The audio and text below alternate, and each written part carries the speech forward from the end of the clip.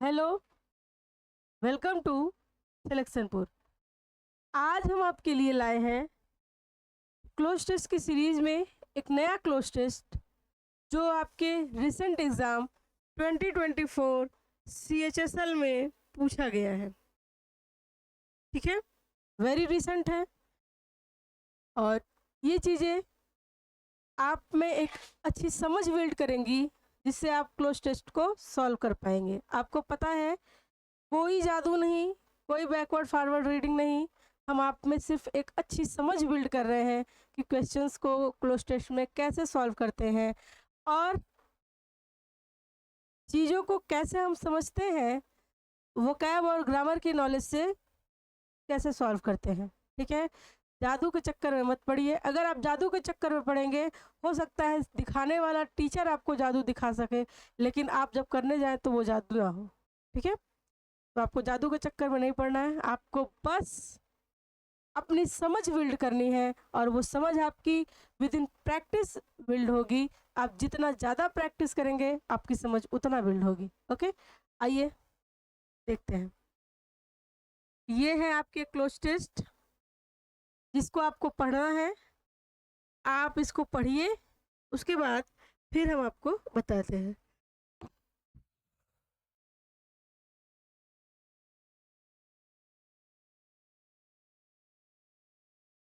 हो गया? चलिए, अब जिन बच्चों ने पढ़ लिया वो ठीक है, अब जो नहीं पढ़ पाए हैं वो वीडियो को पॉज करके आराम से एक एक लाइन को पढ़ेंगे और चीज़ों को समझेंगे। ठीक है, अब आइए हम लोग पहला क्वेश्चन सॉल्व करते हैं। ठीक है, देखिए, once upon a time there was a man. मैंने आपको पहले क्लोज टेस्ट में बताया था कि हमें क्लोज टेस्ट की बहुत ज़्यादा हिंदी करने की ज़रूरत नहीं है।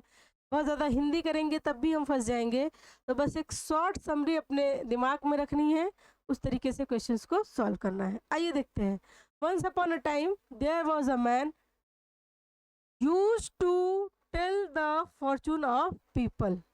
इससे हमें ये पता चल रहा है कि एक बार एक आदमी था जो लोगों के भविष्य को बताता था, है ना। फॉर्चून यानी भविष्य, जो लोगों के भविष्य को बताता था। अब हमें यहाँ पे एक ऑप्शन चाहिए। आइए ऑप्शंस देखते हैं। तो पहला ऑप्शन है आपका हु।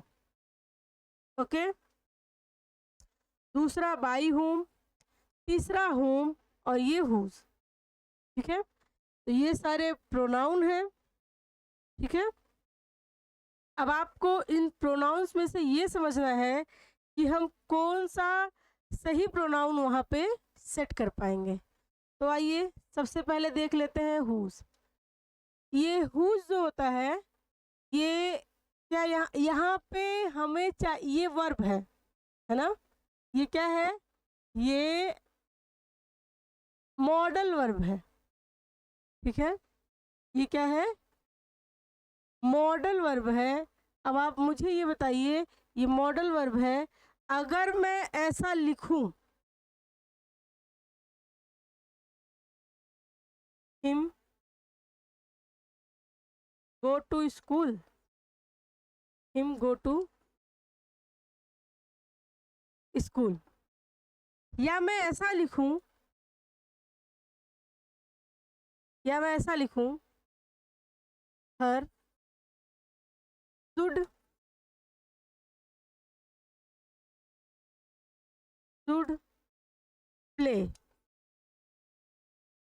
हम्म, तो आप सभी बच्चों को पता है कि हिम गो टू स्कूल नहीं हो सकता, है ना। क्यों? क्योंकि ये वर्ब है और वर्ब के पहले हमें ऑब्जेक्ट नहीं, वर्ब के पहले हमें सब्जेक्ट की ज़रूरत पड़ती है ना। वर्ब के पहले हमें ऑब्जेक्ट की नहीं, वर्ब के पहले हमें सब्जेक्ट्स की ज़रूरत पड़ती है। तो यहाँ pay him go to school नहीं हो सकता। क्लियर? अब आइए, हमें पता है कि ये शुड मॉडल है, हमें पता है कि ये शुड जो है वो मॉडल है।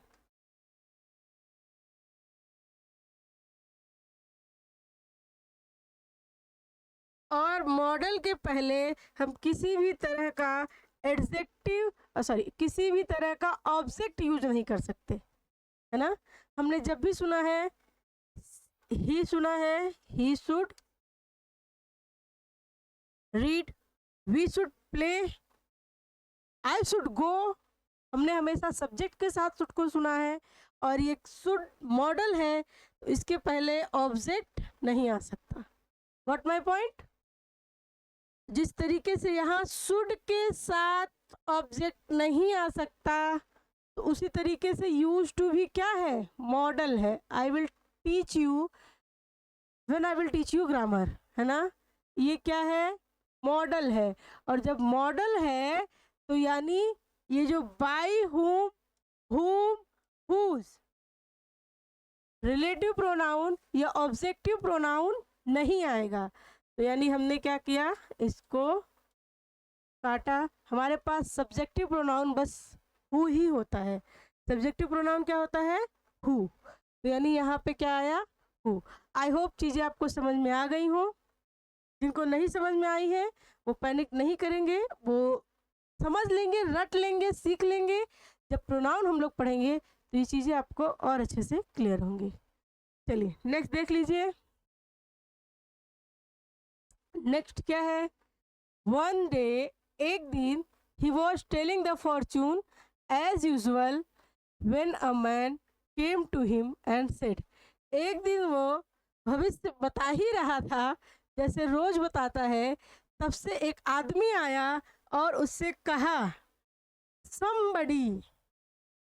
somebody broken the door, somebody broken the door of your house and has stolen many valuables, है ना। एक दिन वो भविष्य बता ही रहा था कि कोई व्यक्ति आया, उसने कहा कि किसी ने तुम्हारा दरवाजा तोड़ा और सारी कीमती चीजें लेके चला गया। ठीक है, अब आइए हम लोग देख लेते हैं इसको। ये somebody क्या है? अगर हमें इस somebody के बारे में पता चल जाए तो हम इसमें से अपना ऑप्शन सिलेक्ट कर पाएंगे बहुत आसानी से। ठीक है, तो somebody क्या है? somebody तो मुझे ये पता चल रहा है कि somebody कोई आया। मुझे एग्जैक्ट नहीं पता कि कौन आया। यहाँ राम भी आ सकता है, श्याम भी आ सकता है, मोहन भी आ सकता है। यानी somebody, यानी somebody क्या है? Indefinite pronoun. क्या है? कहाँ लिखूं?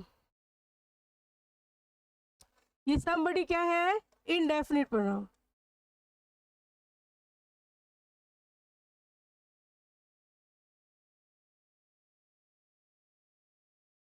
ये somebody क्या है?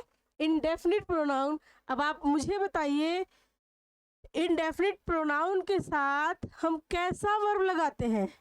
इनडेफिनिट प्रोनाउन के साथ हम हमेशा सिंगुलर वर्ब लगाते हैं। कैसा? Singular verb.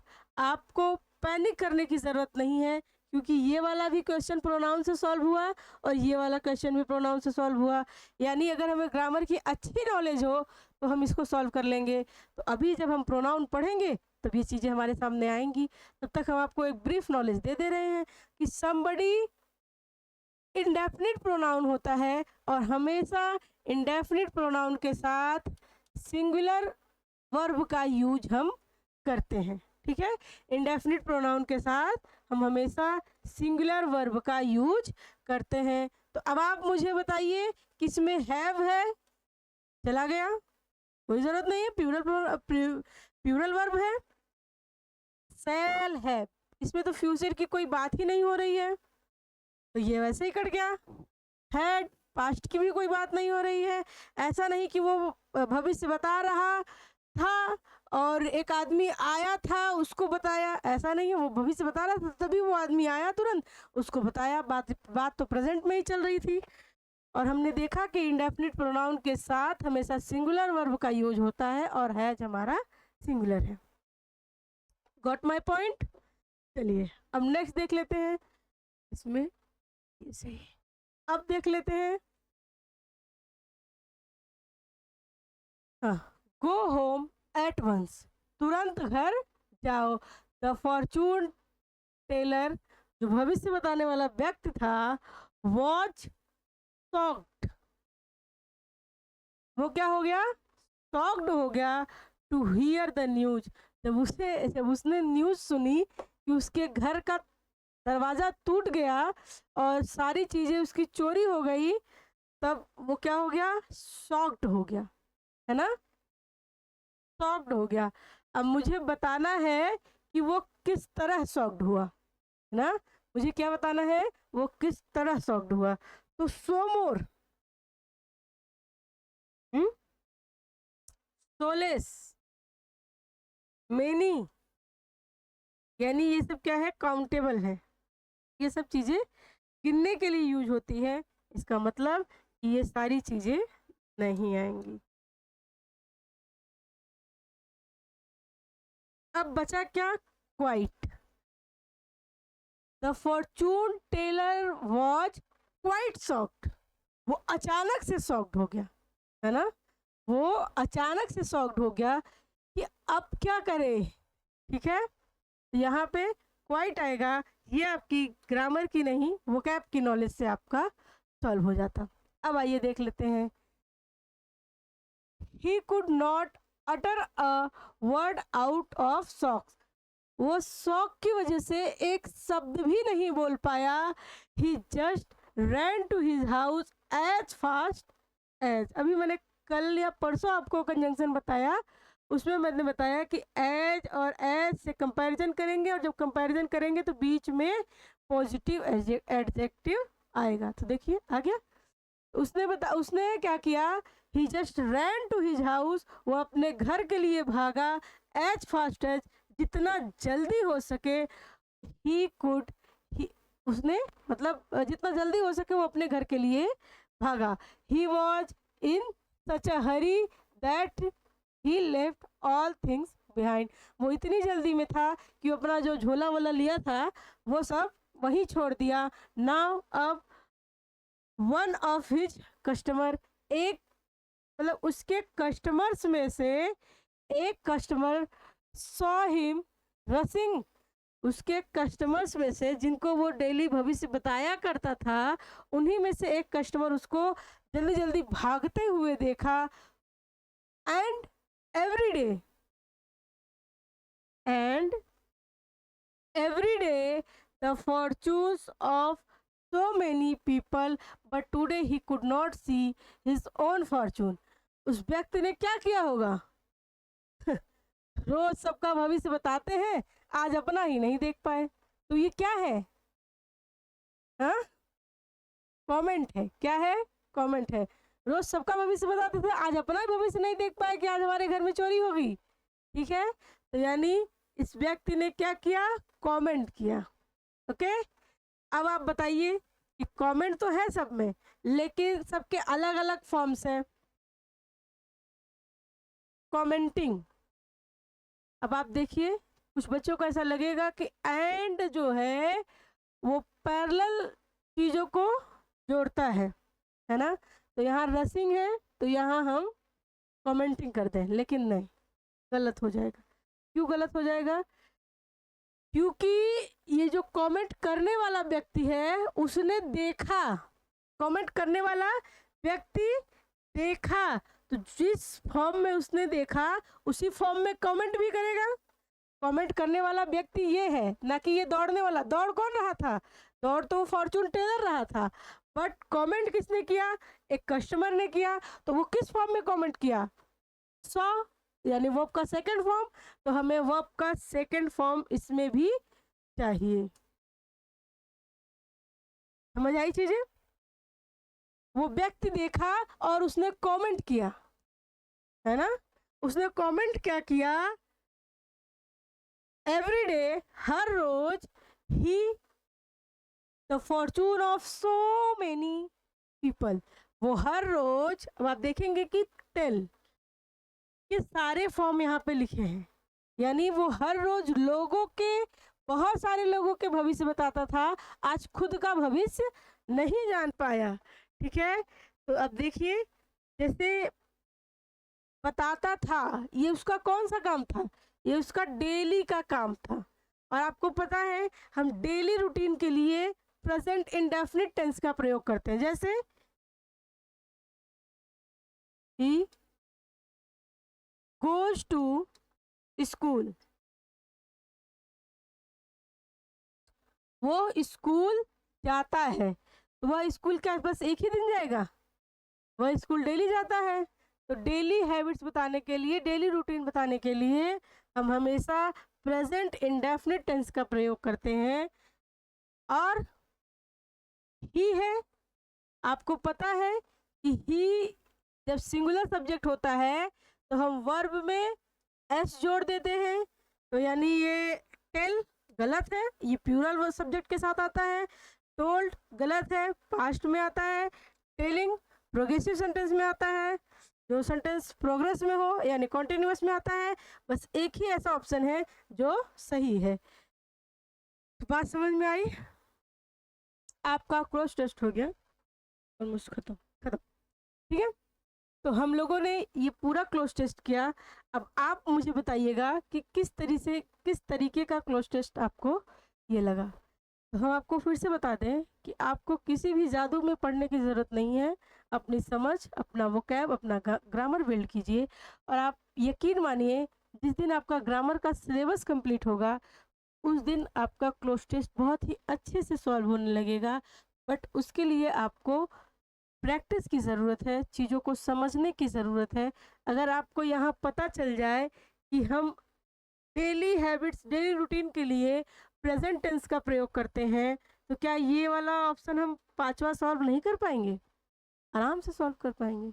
थोड़ी सी समझ अगर हमें मिल जाए कि कस्टमर ने कहा है, तो कस्टमर जिस फॉर्म में देखा होगा उसी फॉर्म में कहा होगा, तो यानी ये सही है। ठीक है, तो ये सारी चीज़ें समय के साथ साथ धीरे धीरे बिल्ड होंगी। ठीक है, आपको किसी भी तरीके की न्यूज़पेपर वगैरह पढ़ने की ज़रूरत नहीं है। बस प्रीवियस ईयर क्लोज टेस्ट पढ़ते रहिए, आपके सारे वोकैब और सारे ग्रामर के साथ साथ आपका क्लोज टेस्ट भी क्लियर हो जाएगा। ओके, अब मिलते हैं हम आपको नेक्स्ट क्लास में। नेक्स्ट वोकैब, प्रीवियस ईयर का वोकैब भी कराना है आपको, बट अभी हम क्लोज टेस्ट की सीरीज़ में नेक्स्ट क्लोज टेस्ट ही लाएंगे जो कि सीपीओ में पूछा गया है।